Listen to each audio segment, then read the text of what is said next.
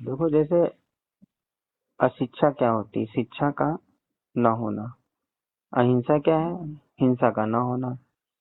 तो अब जैसे तुम्हारे अनुभव में है कि अहिंसा क्या होता है, लेकिन अगर हम कहें कि अद्वैत क्या होता है तो वो अभी अनुभव में नहीं। हाँ, तुमको हम समझा सकते हैं, शब्द में समझा सकते हैं, तो तुम शब्द में समझ जाओगे, याद कर लोगे, कल भूल जाओगे। लेकिन अगर हम तुमसे कहें कि अहिंसा क्या है, तो तुमको मालूम है अहिंसा मतलब मारो पीटो नहीं, जीवों पे दया न करो, दया करो, उनको मारो नहीं, किसी को मारो नहीं, किसी की जान मत लो, किसी को चोट ना पहुंचाओ। तो अहिंसा ये अनुभव में है तुम्हारे, क्योंकि तुमने जरूर कहीं ना कहीं चोट खाई है और लोगों ने तुमको मारा जरूर है, इसलिए तुम्हें अनुभव हो चुका है कि अहिंसा क्या होता है। लेकिन अद्वैत, अमन, ये अभी नहीं। जो ध्यान नहीं करता है तो अमन को नहीं पहचान सकता कि जहां मन ना हो।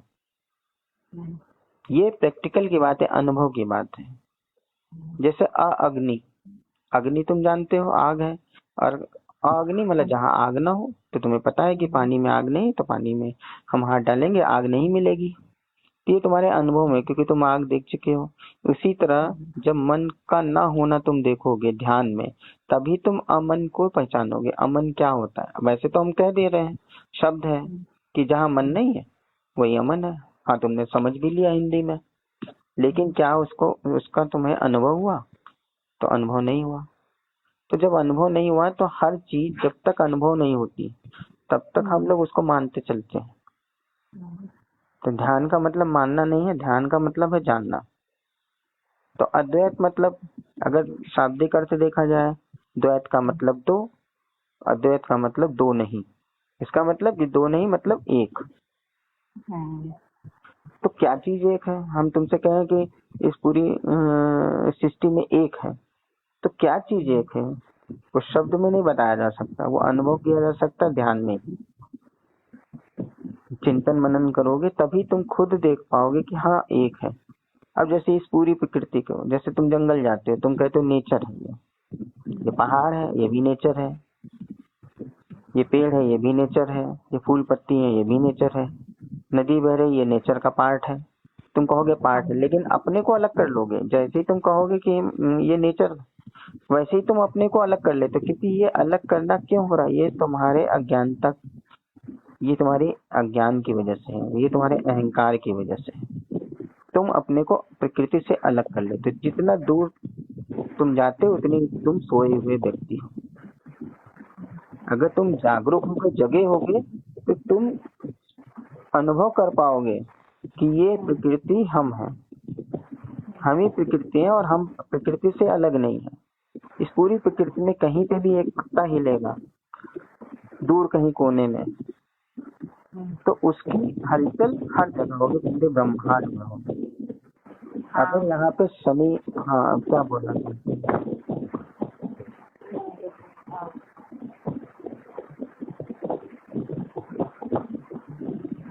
ये आवाज आ रही है, इसको रोकिए। क्या कहना चाहते हैं? नहीं, बोलो, सुन रहे हैं।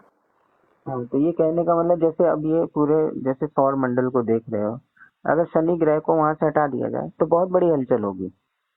हो सकता है पृथ्वी कोलैप्स कर जाए, चंद्रमा गायब हो जाए, सूर्य से कुछ किरणें निकलने लगेंगी, तो क्योंकि ये बड़ा चेंज है। उसी तरह अगर हम एक पत्ता भी काट देते हैं, या एक पेड़ को भी हिला के रख देते हैं, या एक पेड़ को भी नष्ट कर देते हैं, तो पूरे सृष्टि में कहीं ना कहीं हलचल होती, क्योंकि सब कुछ नेचर का पार्ट है। तो जब हमारा अहंकार खत्म हो जाता है, जिस समय अहंकार शून्य होते, तो तुम प्रकृति ही हो। वही वही समझ लो अद्वैत है, मतलब एक हो गया। तो अद्वैतवाद का मतलब है कि वो दो सत्ता को नहीं मानते।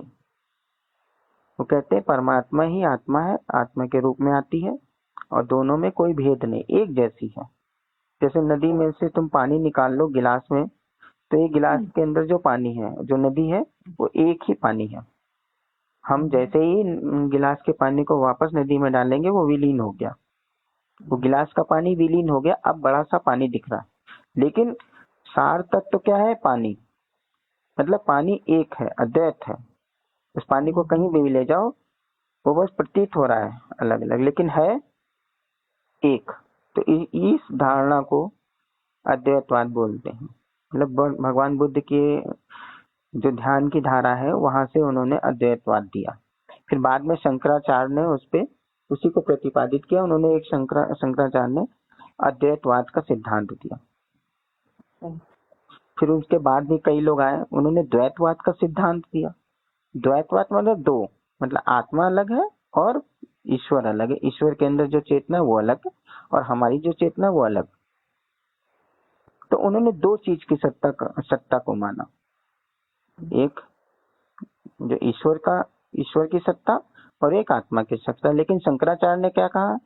शंकराचार्य का मत था कि एक ही है, मतलब उसी का हम अंश हैं, दोनों में हम अलग नहीं है। हमारी चेतना उनकी चेतना बस अंश रूप में अलग है, क्वालिटी में अलग नहीं है। लेकिन द्वैतवाद में वो लोग क्वालिटी में अलग मानते, गुण में अलग मानते। तो इसीलिए बहुत सी चीजों का जब हम अनुभव कर लेते हैं, फिर वो अनुभव उसी को तुम कह सकते हो कि शुद्ध ज्ञान। बाकी सब इंफॉर्मेशन है, डाटा कलेक्शन है। शब्द का विन्यास हम लोग ने ग्रहण कर लिया, समझ नहीं पाया।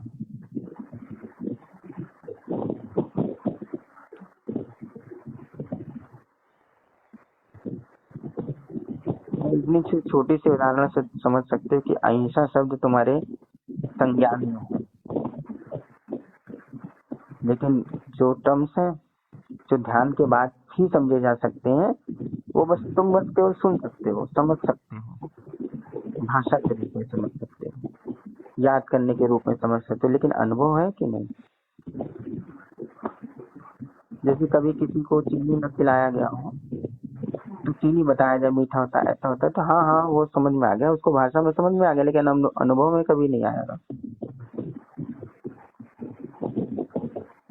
तो इसलिए जो बहुत सी चीजें ध्यान के बाद ही समझ में आ सकती हैं, उससे पहले शाब्दिक ही है, चल रहा है, तर्क वितर्क करते रहो, लिखना पढ़ना जानते रहो, पढ़ो, लोगों को लगता है मैं समझ गया, सदगुरुओं की भाषा समझ गए, वो जो बोल रहे हैं समझ गए, लेकिन नहीं, जब तक तुम ध्यान नहीं करोगे। ध्यान का मतलब ये नहीं कि कोई प्रैक्टिकल करना, वो तो है ही, एक प्रोसेस है, लेकिन हाँ ध्यान का मतलब ये कि जागरूक होके तुम स्वयं चिंतन मनन करो, जो तुमको सिखाया गया है वो तुम ना सीखो, तुम अनुभव करो, अपना खुद जानो। जानने के बाद तो तुमको ये कहने की जरूरत नहीं पड़ेगी कि हमने समझ लिया, वो तो तुम फिर समझ ही चुके।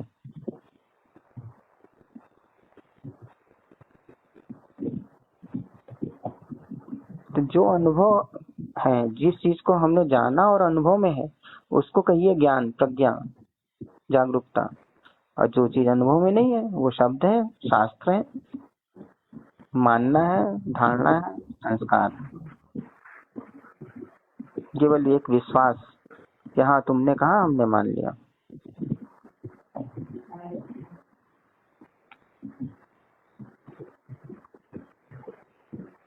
तो और कुछ कहना चाहती हैं तो फिर हम लोग फिर बाद में फिर चर्चा होगी।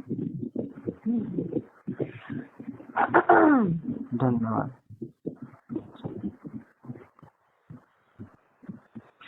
स्वामी बुद्ध चिन्ह में 14 जुलाई 2023।